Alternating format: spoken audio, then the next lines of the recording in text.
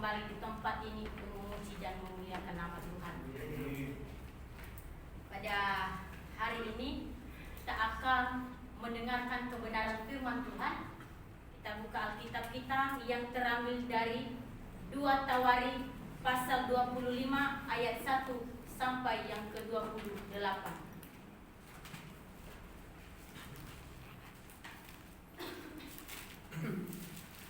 Sekali lagi 2 Tawarikh pasal 25 ayat 1 sampai yang ke-28. Yang sudah mendapatkannya katakan amin. Amin. Amin. Kita membacanya secara responsorial. Ayat yang pertama dibaca oleh kaum pria, ayat yang kedua dibaca oleh wanita setelah saya membaca judul perikop. Raja Amazia, pria.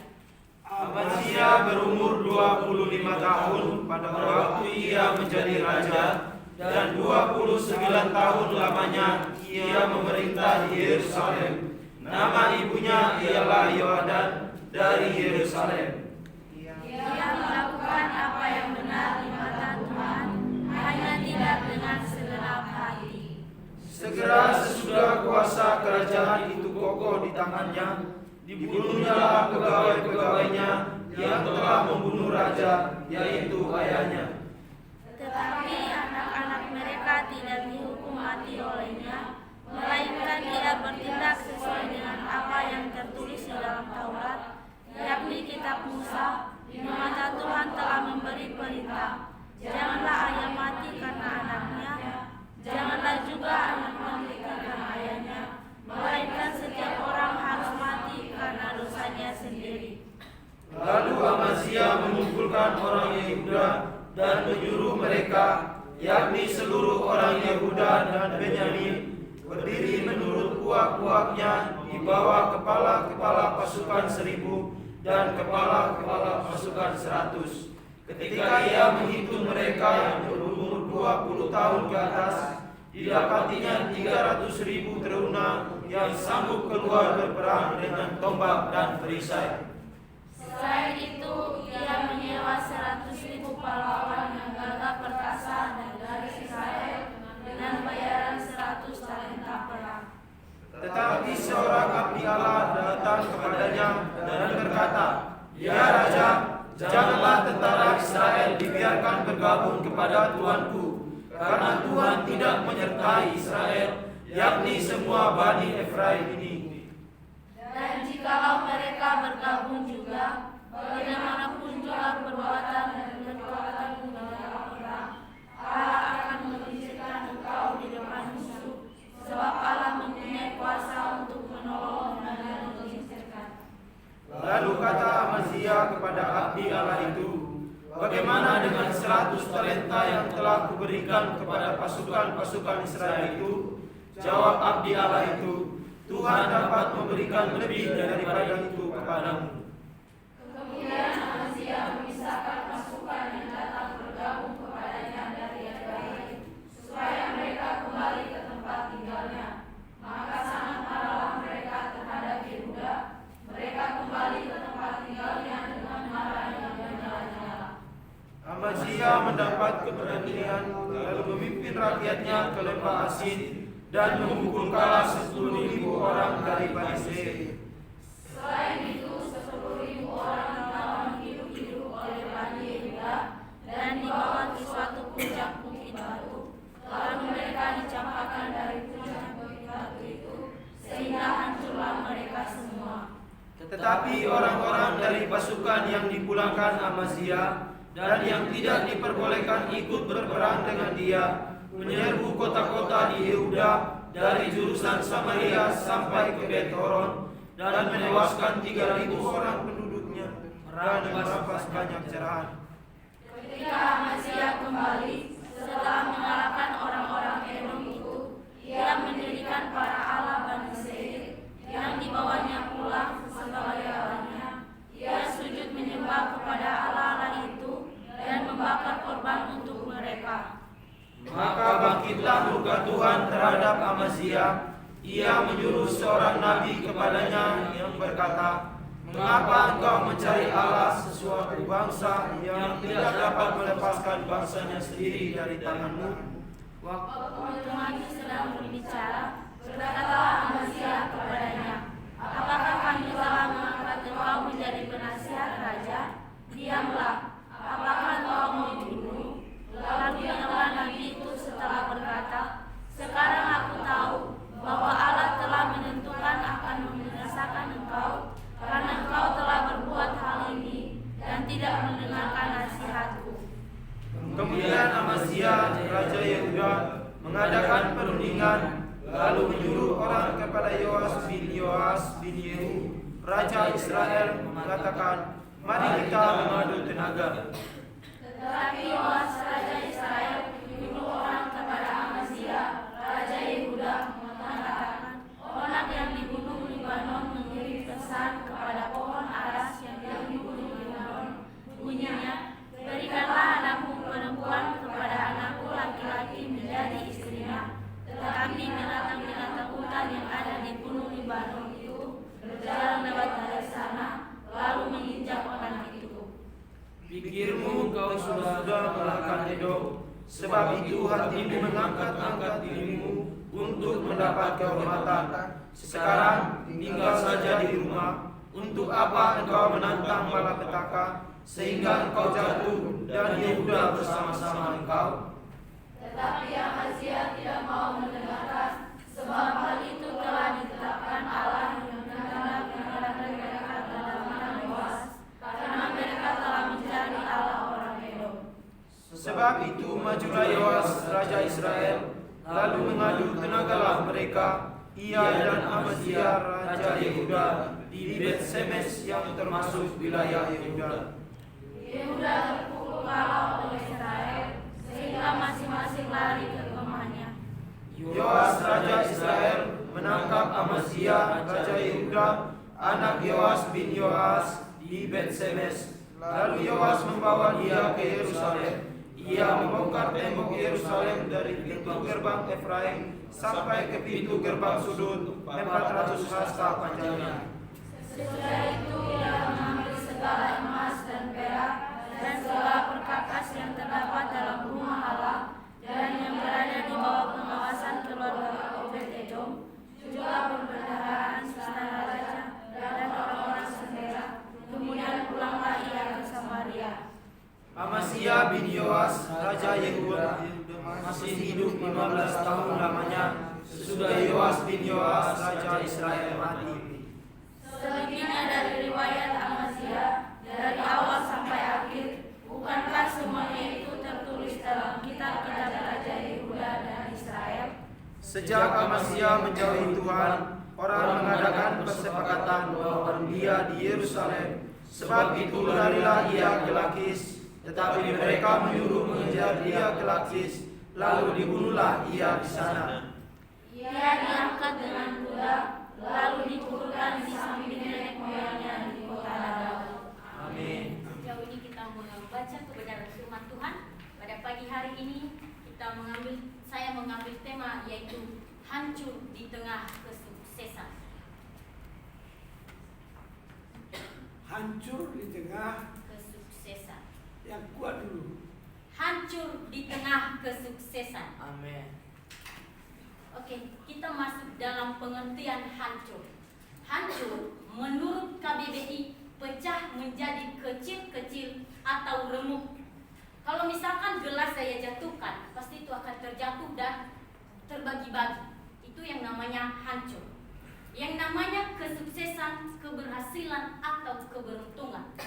Secara pribadi kita, kalau kita meraih kesuksesan itu butuh perjuangan yang sangat luar biasa.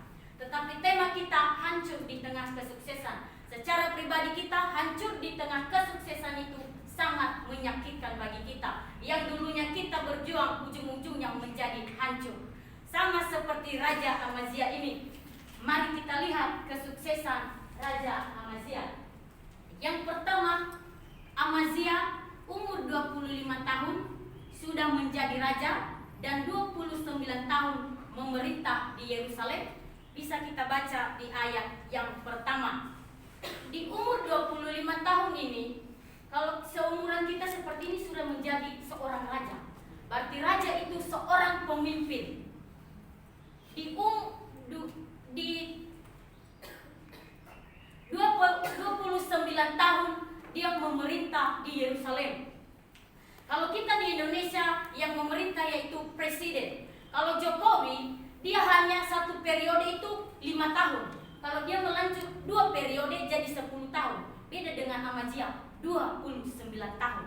Itu adalah kesuksesan yang didapatkan oleh Raja Amazia.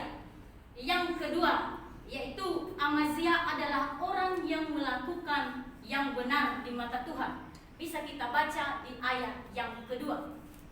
Kalau Amazia adalah seorang raja di umurnya 25 tahun, dia juga hidup di dalam Tuhan, melakukan apa yang benar di mata Tuhan, meskipun dia itu adalah seorang raja. Yang ketiga, Amazia juga raja yang berani memukul kalah 10.000 orang dari Bani Seir. Bisa kita baca ayat 11. Kalau secara pemikiran kita, dalam sebuah perperangan pasti ada kalah dan menang. Tetapi yang didapatkan oleh Amazia dalam perperangan adalah kemenangan. Karena kenapa? Karena Amazia ini adalah orang yang mengandalkan Tuhan. Yang keempat, Amazia juga sudah mengalahkan orang-orang Edom. Berarti Amazia ini adalah raja yang perkasa, yang bisa mengalahkan orang-orang dalam perperangan. Itu adalah kesuksesan Raja Amazia. Mari kita lihat kenapa Amazia bisa hancur. Yang pertama, berpaling pada Allah. Kita baca ayat yang ke-14. Ketika Amazia kembali setelah mengalahkan orang Edom itu, ia mendirikan para Allah Bani Seir yang dibawanya pulang sebagai Allahnya.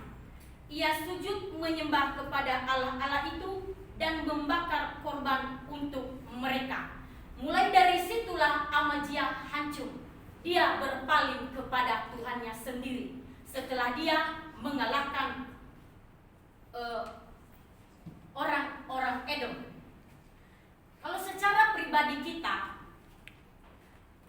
seorang pemimpin, seorang yang sukses, dia menjauh dari Tuhan. Dikarenakan kenapa? Dia terlalu sibuk dengan kesuksesannya. Dia terlalu sibuk menjalankan kesuksesannya sehingga dia lupa dengan Tuhan. Kalau kita terlalu sibuk mengerjakan ini, itu, kita lupa dengan Tuhan. Sama seperti dengan Raja Amazia ini. Dia di dalam kehidupannya dia bisa berjalan sendiri. Dia menunjukkan bahwa dia itu bisa tanpa penyertaan Tuhan. Dia merasa bahwa tanpa tuntunan dari Tuhan itu bisa melakukan segala sesuatu. Tanpa dia sadari, dia memang bisa melakukan, tetapi semua yang dilakukannya itu hampa. Hampa dikarenakan dia sudah menjauh dari Tuhan. Dan sudah diingatkan Nabi. Yang kedua, tidak mau mendengarkan nasihat. Bisa kita baca ayat 16. Setelah Raja Amazia ini berpaling kepada Tuhan, di ayat 15, maka bangkitlah murka Tuhan. Apa yang dilakukan Tuhan? Ayat 15. Maka bangkitlah murka Tuhan terhadap Amazia. Ia menyuruh seorang nabi kepadanya yang berkata, "Mengapa engkau mencari Allah, sesuatu bangsa yang tidak dapat melepaskan bangsanya sendiri dari tanganmu?" Apa tanggapan Amazia? Dia tidak mau mendengarkan. Ayat 16. Waktu Nabi sedang bicara, berkatalah Amazia kepadanya, "Apakah kami telah mengangkat engkau menjadi penasehat raja? Diamlah, apakah engkau mau dibunuh?" Lalu diamlah Nabi itu setelah berkata, "Sekarang aku tahu bahwa Allah telah menuntun akan membinasakan engkau karena engkau telah berbuat hal ini dan tidak mendengarkan nasihatku." Berarti si Amazia menyombongkan diri. Kalau kita sudah menjadi seorang pemimpin atau raja, kita tidak mau mendengarkan nasihat orang lain. Tanpa kita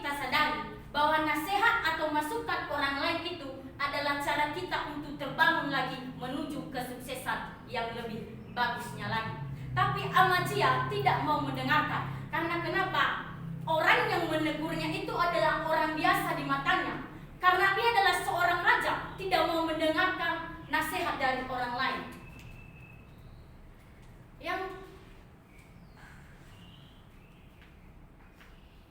Nah, itu adalah kehancuran dari Raja Amazia. Yang ketiga yaitu menyombongkan diri. Kita bisa baca ayat yang ke-17. Kemudian Amazia, Raja Yehuda, mengadakan perundian, lalu menyuruh orang kepada Yoas bin Yehuda, Raja Israel, mengatakan, mari kita mengadu tenaga. Si Raja Amazia ini mengadakan perundian kepada orang Israel.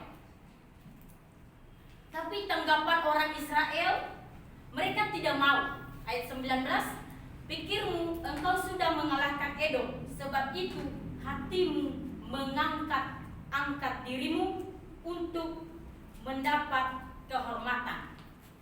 Raja Amazia ini bertanggapan karena dia sudah mengalahkan 10.000 orang Bani Seir dan mengalahkan Edom.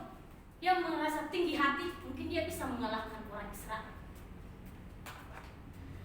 Dalam kehidupan kita, dalam mempertahankan pendapat sendiri dan tidak mau mendengarkan orang lain, membuat kita hancur. Raja Amazia ini menganggap dirinya sudah hebat dan mampu melakukan segalanya. Dia mulai menyombongkan diri, merasa paling kuat. Nah, setelah kehancurannya, mari kita lihat akibat kemegahan dirinya. Yang pertama, Yehuda terpukul kalah oleh orang Israel. Bisa kita baca ayat yang ke-22. Yehuda terpukul kalah oleh Israel sehingga masing-masing lari ke kemahnya. Karena Tuhan sudah murka terhadap Amazia Raja Yehuda ini, maka Tuhan menyerahkan mereka ke dalam tangan orang Israel sehingga Yehuda yang dipimpin oleh Raja Amazia ini terpukul kalah. Akibat apa? Akibat pertama, dia berpaling kepada Tuhan, tidak mau mendengarkan nasihat dan menyombongkan dirinya. Yang kedua, Amazia mati karena dibunuh. Bisa kita baca ayat 27. Sejak Amazia menjauhi Tuhan, orang mengadakan persepakatan melawan dia di Yerusalem. Sebab itu larilah ia ke Laksis, tetapi mereka menyuruh mengejar dia ke Laksis, lalu dibunuhlah dia di sana. Setelah Amazia ini berpaling kepada Tuhan, hidupnya terancam. Orang-orang mengejar dia untuk dibunuh. Amazia lari ke Lakis, tetapi ujung-ujungnya dia dibunuh. Karena kenapa? Awal dari kehancurannya yaitu berpaling kepada Tuhan. Untuk itu kepada teman-teman, mungkin kita ini adalah calon-calon orang sukses. Amin. Nah, ketika kita sudah sukses, janganlah seperti Raja Amazia yang suka menyombongkan diri, apalagi berpaling kepada Tuhan. Yang menjadi kesimpulan kita pada hari ini, menyombongkan diri dari apa yang sudah kita dapatkan dan menjauh dari Tuhan, itulah yang membuat kita hancur. Orang sukses ketika sombong, maka dia sedang menjatuhkan kesuksesannya sendiri. Sekian dari firman Tuhan. Kepada Kak Alvin membawa kita dalam doa penutup. Kita bersatu dalam doa. Terima kasih Bapak buat firman-Mu yang boleh kami dengar pada saat pagi hari ini disampaikan oleh hamba-Mu.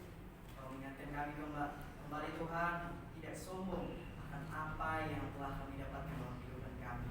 Karena dengan kesombongan Tuhan kami boleh jatuh dari apa yang telah kami raih. Terima kasih Bapak, kami senantiasa mengingatkan setiap firman-Mu yang boleh kami dengar pada saat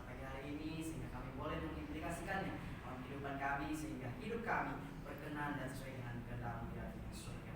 Dalam nama Yesus kami telah berdoa dan mengucap syukur. Haleluya. Amin. Amin. Shalom.